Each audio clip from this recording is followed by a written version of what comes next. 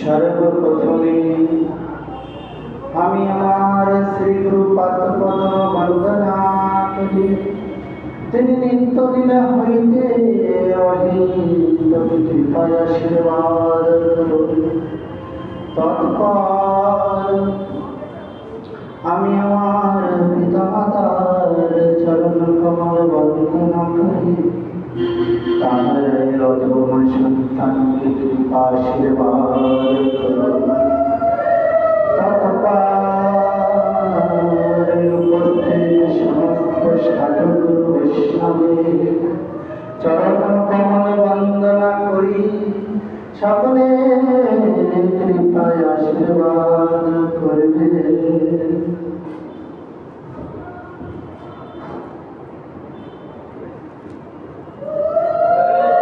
জয় জয় গৌরানন্দ।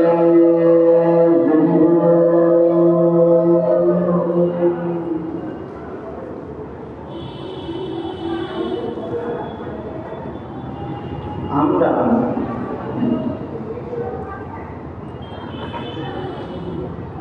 যে কথা আস্বাদন করছিলাম,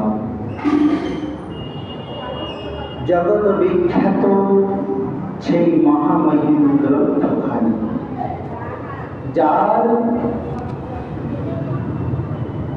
যার তুলনা করা যায় না। চৈতন্য চরিতামৃতে কথা মহাজনগণ বলছেন, কি দিব তুলনা এহেন গ্রন্থে। চৈতন্য চরিতামৃত নহে শুধু গ্রন্থ, সাক্ষাৎ ভাগবত স্বরূপ, সাক্ষাৎ ভগবান। তাই এই সাক্ষাৎ ভগবান কথা আমরা শুনছিলাম গতকাল, যে চৈতন্য চরিতামৃতকার কৃষ্ণদাস কবিরাজ গোস্বামী পাল তিনি যে রচনা করলেন, তিনি যখন রচনা করবার জন্য আজ্ঞা নিতে গেলেন, লোকনাথ গোস্বামী প্রভুপাদ তার মনের কি অভিলাষা, ভূগর্ভ গোস্বামী প্রভুপাদ তার মনের কি অভিলাষা ব্যক্ত করলেন কবিরাজ গোসাইয়ের কাছে। আরো বৃন্দাবনের মহাজান জীব গোস্বামী পাদ, গোপাল ভট্ট গোস্বামী পাদ, রঘুনাথ ভট্ট গোস্বামী পাদ। রঘুনাথ ভট্ট গোস্বামী পাদ ইনি ছিলেন ভাগবত সিদ্ধান্ত সার,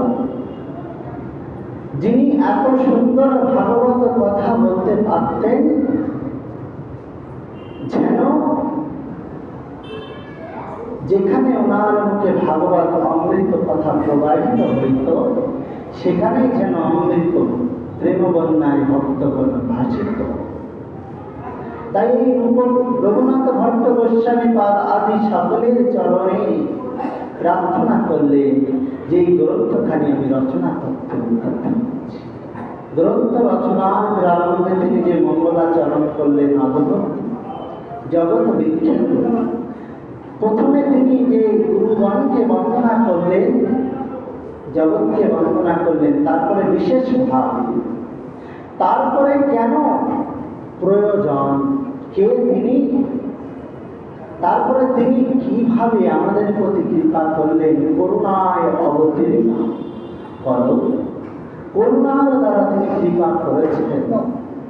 তারপরেই বলছেন নিত্যানন্দ তত্ত্ব। নিত্যানন্দ তত্ত্ব কথা বলছেন, কি বলছেন? শঙ্কর্ষণ কারণক সাই চ গরমদ সাই চ পয়বধি সাই শেষাংশ দশাংশ কলা সনিত্যানন্দ রামায় শরণামাস্তু। সেই নিত্যানন্দ রামকে আমি স্মরণ করে তার চরণ কমল আশ্রয় করি, যিনি হলেন স্বয়ং শঙ্কর্ষণ। শঙ্কর্ষণ কে বলেন?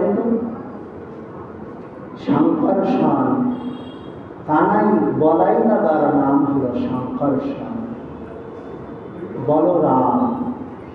বলছেন শঙ্কর্ষণ নাম হইবার কারণ ভাগবতে ব্যাখ্যা করছেন শুকমণি।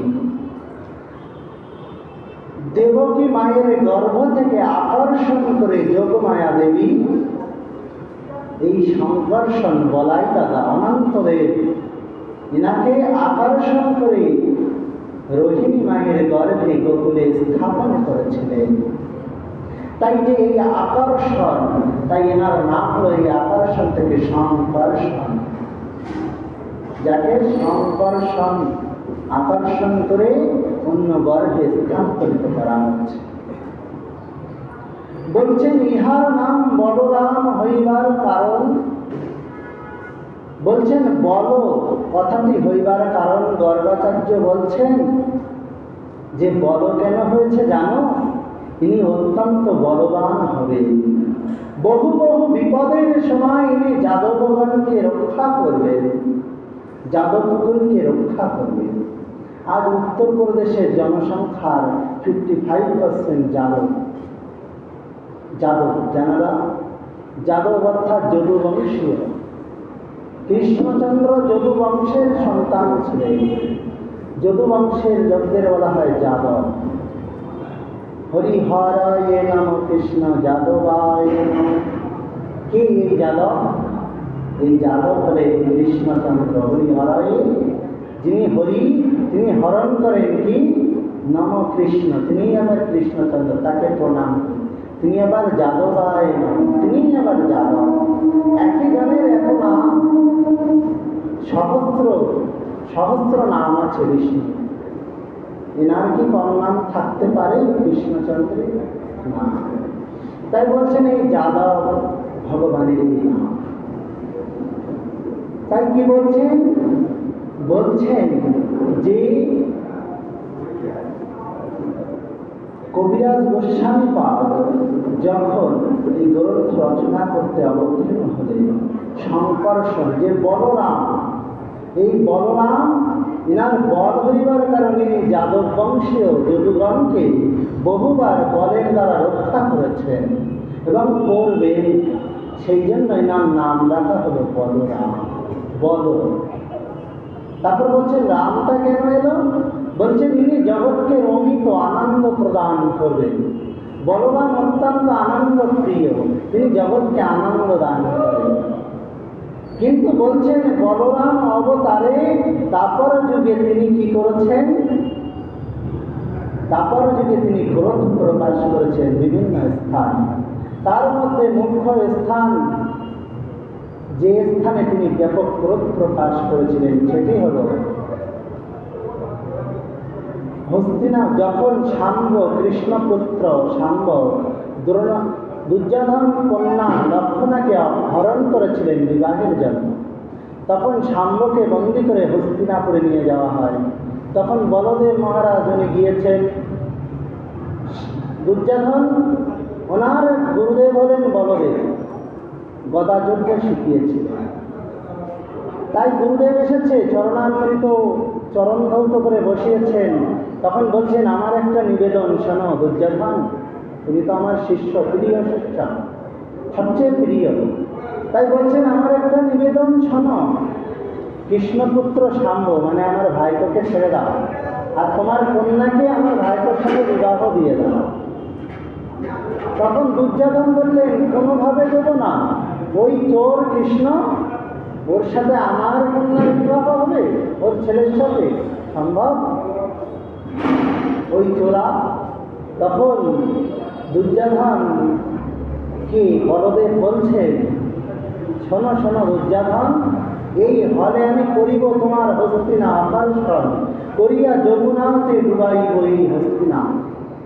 এই হস্তিনাপুর নিয়ে এত গর্ব, আমার হল দিয়ে আকর্ষণ করে ডুবিয়ে দেব। তুমি আমাকে জানো?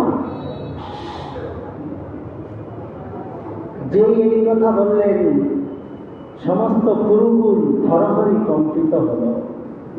তাঁরা ভয়ে কৃষ্ণপুত্র শাম্বের সাথে লক্ষণার বিবাহ দিয়েছিলেন। তাই বলছেন বলদেব তখন ক্রোধী ছিলেন, কিন্তু নিতাই অবতারে নিত্যানন্দ রূপে তিনি কত বড় দয়া। মেরেছিস কলসে রেখা না, তাই বলে কি প্রেম দেব না। তিনি জগাইকে বলছেন, তুই আমার মাথায় কলসির কানা মেরেছিস, তাই তো ঠিকই আমি প্রেম দেব না। তারপরে অবতারে তিনি কি লীলা করেছেন, ক্রোধ প্রকাশ করেছেন। কিন্তু এই যুগে করুণা, কেমন করুণা, মার খেয়েও প্রেম বিলায়, দেয় পরম ধন। মার খেয়েও প্রেম জগতে বিলিয়েছেন, পরম ধন দান করেছেন এই নিতাই চাঁদ। তাই বলছেন শঙ্করশন, সেই নিত্যানন্দ প্রভু যিনি হলেন শঙ্করশন। শঙ্করশন কারণত সাই, সেই কারণত সাই বিষ্ণু যিনি, যিনি বিরজা নদীতে শয়ন করে আছেন, সেই কারণত সাই বিষ্ণু। সেই বিষ্ণু যিনি, সেই বিষ্ণু এই নিত্যানন্দ স্বয়ং বিষ্ণু। আবার বলছেন যিনি গর্ভধর সাই বিষ্ণু, যিনি ওই কারণ সমুদ্রে যে অণ্ড প্রসাদ করেছেন মায়াদেবী, সেই অণ্ডের ভিতরে প্রবেশ করে তার নিজ